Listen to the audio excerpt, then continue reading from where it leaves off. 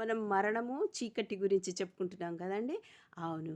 మరి ఆదికాండము 2:17లో పండు తిను దినమున నిశ్చయముగా చచ్చెదవు అని అన్నాడు. ఆమె పండు తింది. నిశ్చయంగా నిశ్చయముగా అంటే నువ్వు ఖచ్చితముగా. అందుకని ఆమె మీద, వాళ్ళ మీద ఉన్న మహిమను పోగొట్టుకున్నారు. అదేవిధంగా యోహాను 5:24లో నా మాట విని నన్ను పంపిన వాని యందు విశ్వాసముంచువాడు నిత్య జీవము కలవాడు.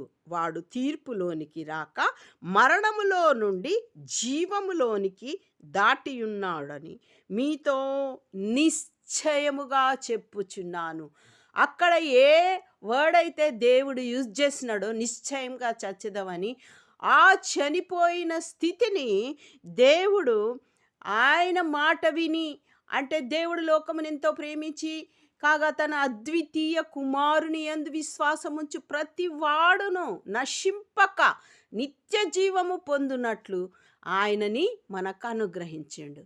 ఆయన మాట ఏంటిది అంటే యోహాన్లో ఆయన వచ్చి ప్రతి ఒక్క మనుష్యుణ్ణి వెలిగిస్తున్నాడు. ఆ మహిమ పోయింది చూడండి. ఆ విధంగా వెలిగిస్తున్నాడు. ఆయన మాట ఏంటిది అంటే వాక్కు. యేసుక్రీస్తే వాక్యమై ఉన్న దేవుడు. ఆ బైబిల్‌లో ఉన్న ప్రతి వాక్యము కూడా ఆయన చెప్పిందే. కాబట్టి యోహాను సువార్త 5:24లో ఆయన యేసుక్రీస్తు వారు ఏమంటాడు, నా మాట విని నన్ను పంపిన వాని యందు విశ్వాసముంచువాడు నిత్య జీవము కలవాడు. వారు తీర్పులోనికి రాక, అంటే మంచి చెడ్డ పండు తిన్నది కదా! అప్పుడు ఏమైతదంటే మంచి చెడ్డ తెలిస్తే తీర్పు వస్తది. మరి అది తెలవకుండా ఉంటే మనం తీర్పులోనికి వచ్చేవాళ్ళం కాదు. మనకేం తెలీదు. పసిపిల్లల్ని ఏమన్నా మంచి చెడ్డ వాళ్ళకి తీర్పు ఉంటదా? ఉండదు. పసిపిల్లల్లాగా ఉండేవాళ్ళం మనము. ఆ మంచి చెడ్డలు తిని.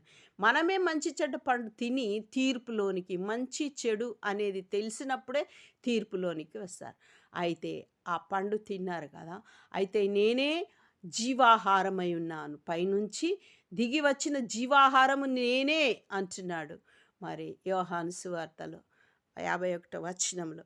అయితే ఆ విధంగా మరణములో నుండి జీవములోనికి దాటి ఉన్నాడని మీతో నిశ్చయముగా, అంటే అక్కడ నిశ్చయంగా చచ్చేదాం, ఇక్కడ ఏమంటున్నాడంటే మరణములో నుండి జీవములోనికి దాటి ఉన్నాడని మీతో నిశ్చయముగా చెప్పుచున్నాను అంటున్నాడు. ఆ విధంగా యెషయా